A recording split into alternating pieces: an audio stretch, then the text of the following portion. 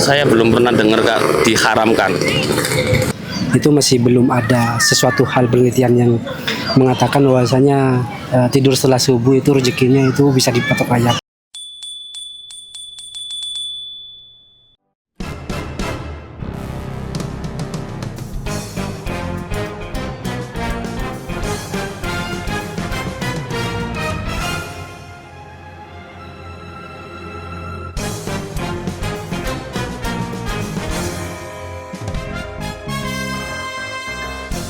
Assalamualaikum warahmatullahi wabarakatuh.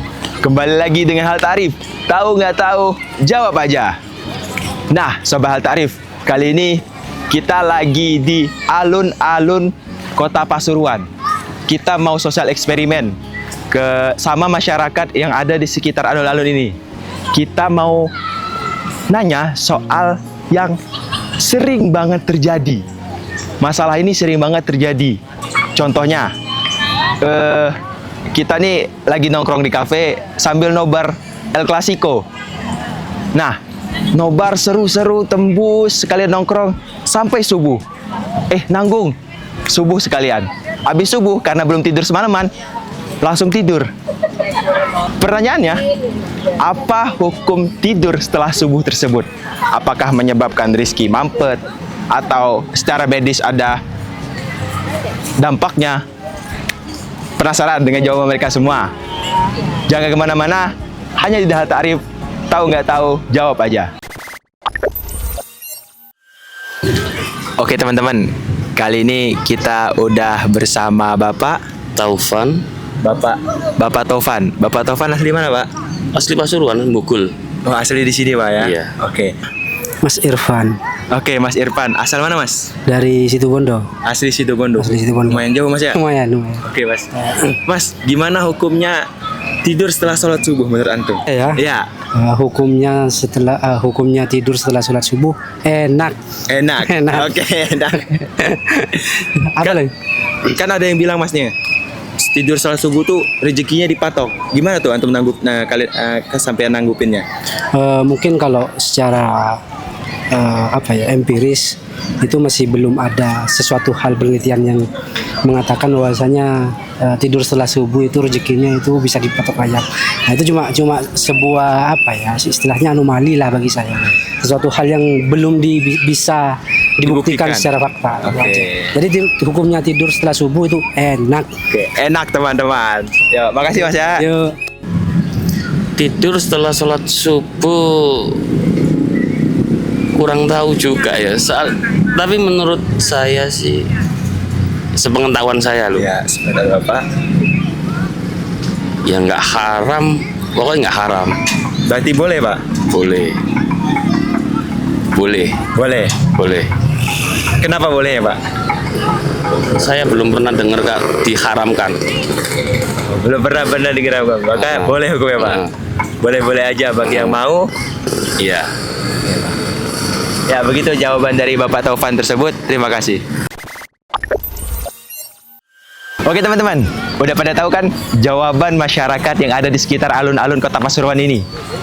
Nah, biar kita nggak salah paham, yuk langsung aja kita simak penjelasan lengkapnya dari narasumber kita di video setelah ini. Hukum tidur pagi setelah sholat subuh, hukum tidur setelah sholat subuh adalah makruh dan bisa menghilangkan pintu rizki atau menutup pintu rizki jika kita tidur tanpa alasan. Nah, hadis mengatakan, diriwayatkan dalam hadis as-subhatu tamna'ur rizqo. As-subhatu ay an-naumu ba'da subhi. Jadi tidur setelah subuh itu bisa menghilangkan rizki atau bisa mencegah rizki. Atau kemudian juga hadis lain mengatakan Allahumma barik li ummati fi bukuriha wa fi riwayatin burika li ummati fi bukuriha. Jadi Allah memberi keberkahan kepada umatnya Nabi Muhammad ini di waktu pagi hari. Jadi dianjurkan untuk kita untuk mencari keberkahan tersebut dengan cara mungkin beraktivitas yang mubah maupun yang ibadah maupun yang mubah. Seperti mungkin yang ibadah kita membaca zikir, baca sholawat atau baca Al-Quran, atau kemudian aktivitas-aktivitas mubah seperti persiapan berangkat kerja. Nah, itu semuanya bisa mendatangkan keberkahan di waktu pagi. Jadi mungkin nanti pekerjaan kita lebih berkah, harta yang kita dapatkan lebih berkah. Jadi uang-uang yang kita miliki itu bukan cuman banyak tapi berkah juga. Kemudian kalau makalah ulama tentang tidur pagi itu ada makalahnya Imam Ghazali dalam kitab Ihya Ulumuddin, dalam kitab dalam bab Adabun Naum, beliau mengatakan an-naumu ba'da subhi yufawwitur rizqa. Jadi tidur setelah subuh itu bisa menghilangkan rezeki. Ya, bisa menghilangkan rezeki secara literally, jadi harta kita berkurang, pintu rezekinya ditutup, atau ya secara maknawi keberkahannya yang hilang. Jadi uang kita kurang berkah, atau bisa jadi tidak berkah sama sekali. Kemudian juga bahkan di kitab Al-Musannaf li Abi Syaibah, beliau menjadikan makruhnya tidur pagi itu sebagai nama bab. Jadi ada bab karahiyatun naumi ba'da subhi. Nah, dari saking pentingnya agar kita tidak tidur. Kesimpulannya, walhasil yang penting kita jangan sampai tidur pagi. Sebisa mungkin kita bangun, kalau misalnya tidak memiliki aktivitas, ya mungkin kita bisa olahraga. Kalau kita tidak memiliki pekerjaan atau pekerjaan kita kebetulan di malam hari, nah ya paginya kita usahakan untuk tidak tidur.